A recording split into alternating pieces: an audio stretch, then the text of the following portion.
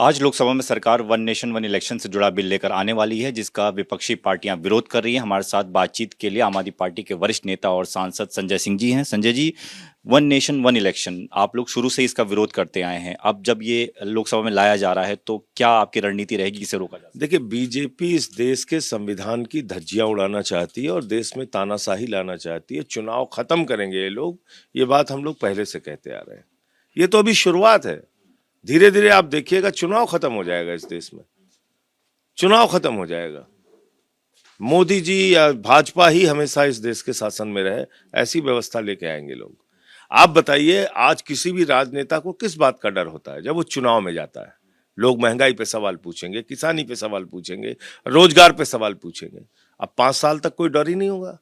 आज चुने मोदी जी, कल से सिलेंडर का दाम 5,000 रुपए, पेट्रोल का दाम 250 रुपए, डीजल का दाम 200 रुपए। अब हल्ला करते रहिए, मार के लाठी अंदर कर देंगे। चुनाव तो है नहीं, कोई डर तो है नहीं। तो इसलिए ये एक प्रकार से तानाशाही इस देश के अंदर लाने की कोशिश है, वन नेशन वन इलेक्शन। और 5 साल तक इस देश की संपत्ति को खुलेआम लुटाएंगे अपने दोस्तों के ऊपर प्रधानमंत्री जी। कोई सवाल नहीं पूछ सकता और कहीं इनकी जवाबदेही नहीं होगी। लेकिन सरकार तो कह रही है समय बचेगा, खर्चा बचेगा, लोगों में जो उलझन रहती है चुनाव को लेकर वो सहूलियत हो जाएगी। अच्छा, कैसा खर्चा बचेगा भाई? क्या वोटर्स की संख्या कम हो जाएगी? क्या बैलेट पेपर कम छपेंगे? भाई बैलेट पेपर तो उतने ही छपेंगे, ईवीएम मशीन उतनी ही इस्तेमाल होगी। चाहे पूरे देश का चुनाव करो, वोटर उतने ही हैं एक साथ, और चाहे अलग अलग चुनाव होते हैं तब भी उतने ही वोटर हिस्सा लेते हैं। तो खर्चा कैसे बच जाएगा, मुझे समझ में नहीं आ रहा है।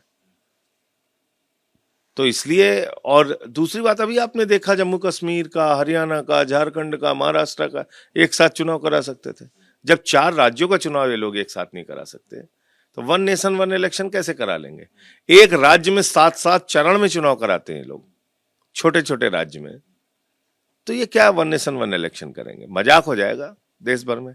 अच्छा, कोई सरकार गिर गई तो क्या करेंगे? तो खरीद फरोख्त को बढ़ावा देंगे। भाई खरीद फरोख्त को बढ़ावा देंगे, खुलेआम खरीद फरोख्त चलेगी देश के अंदर।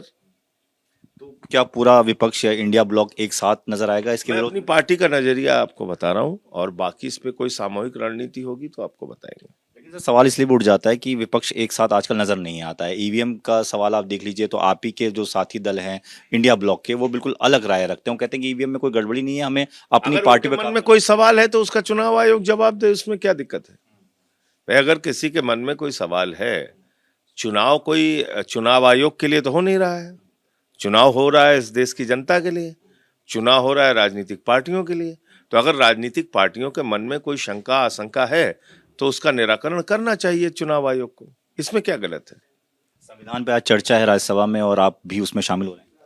जी हाँ, शामिल हो रहे हैं। और उसमें दिल्ली के अपराधों का मुद्दा और दिल्ली में जिस तरीके से कामों को रोका गया वो मुद्दा, संघीय ढांचे को जो चोट पहुंचाएगी, ये तमाम मुद्दे हैं। सर, एक आखिरी सवाल, दिल्ली में आप लॉ एंड ऑर्डर वाला इशू उठा रहे हैं, लेकिन बीजेपी ये कह रही है कि एक सीएजी की रिपोर्ट है, 14 रिपोर्टें हैं जो आप पिछले काफी समय से उसे रोक रहे हैं, पटल पर नहीं ला रहे हैं विधानसभा की। क्यों रोका जा रहा है?